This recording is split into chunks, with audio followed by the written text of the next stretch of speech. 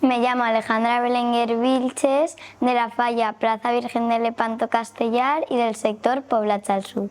Tengo 10 años y voy al colegio Dominicos. Me defino una persona amable, que sabe estar en los sitios, agradable, simpática.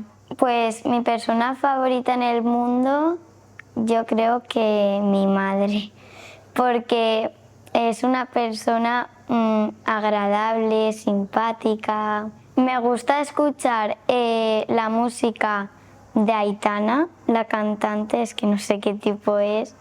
Y mi canción favorita es, creo que 11 razones. Profesora de infantil.